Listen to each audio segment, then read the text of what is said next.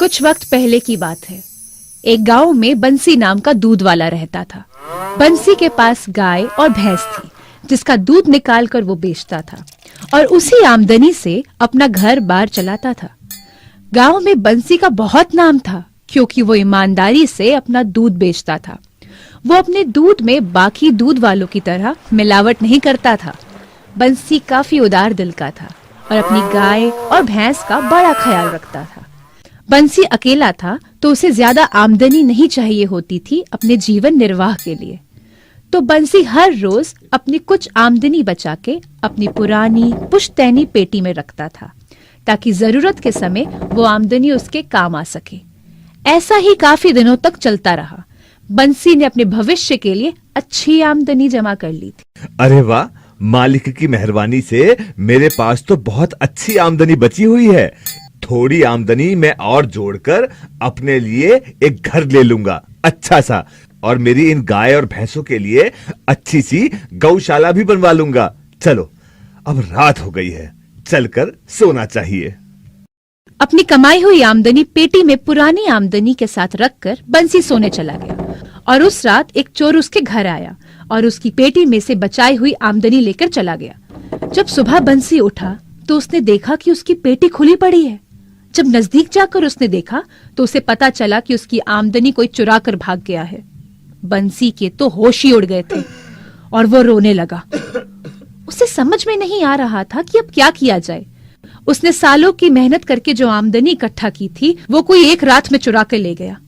वो घर उदास बैठा ही था कि उसके वहां उसका मित्र रामू आया, जो बंसी से दूध खरीदता था। अरे, आज तो सुबह आया नहीं? हाँ, मैं तेरी राह देख रहा था। आया क्यों नहीं आज? तबीयत तो ठीक है तेरी? रामू, आज मेरे पास दूध नहीं है। आज तुम कहीं और से दूध की व्यवस्था कर लो। अरे अरे अरे, क्या हुआ? बताओ, इतने उदास क्यों हो? क्या बात हुई? मैंने इतने साल कड़ी मेहनत करके जो आमदनी इकट्ठा की थी, वो कोई एक रात में चुरा कर भाग गया।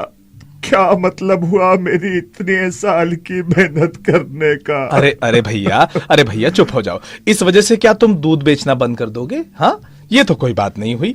तुम ऐसा करो, राजा अकबर से मिलो जाकर। वो चोर को जरूर ढूंढ देंगे और तुम्हारी मदद भी करेंगे।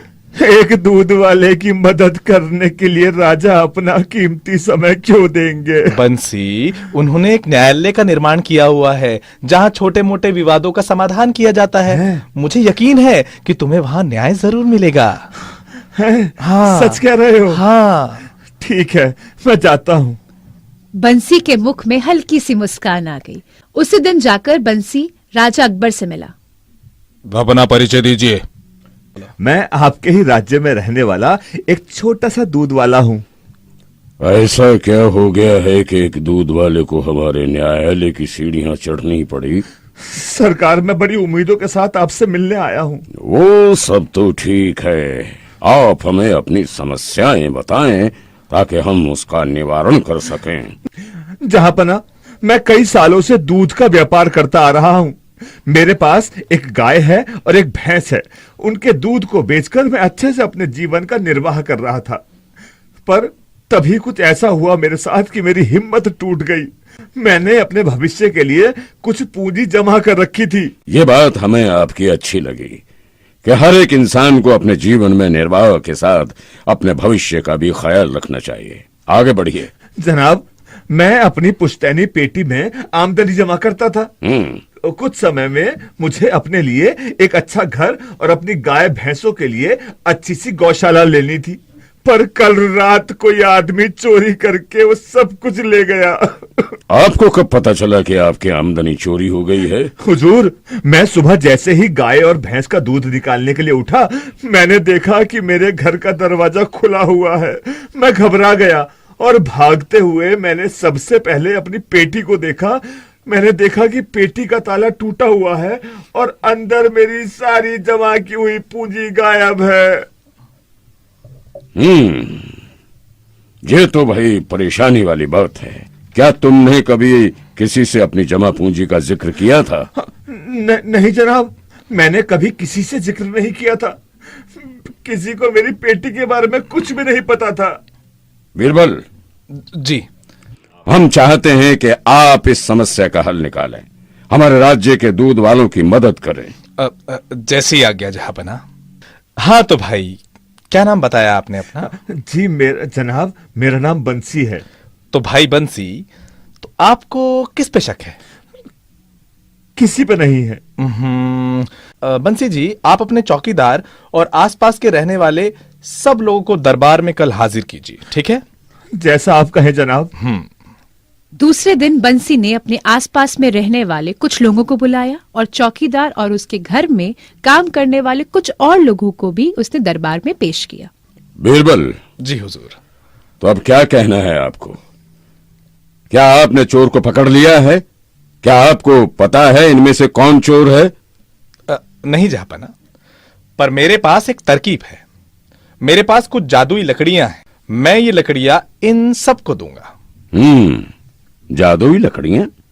ये तो बड़ा दिलचस्प है। तो ये बताओ बीरबल, ये लकड़ियां तुम्हारी मदद कैसे करेंगी चोर को ढूंढने में? जहांपना, कल सुबह हम इन सबको लकड़ियों के साथ बुलाएंगे।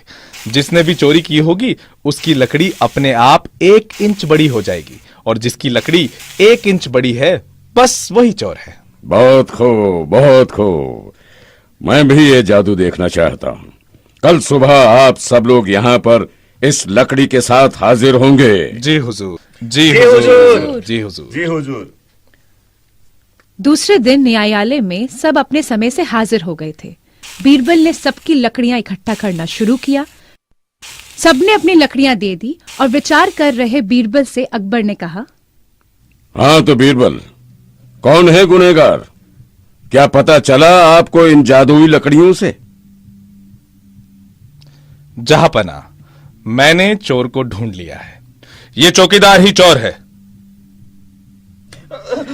नहीं जहांपना, मैंने कुछ भी नहीं किया।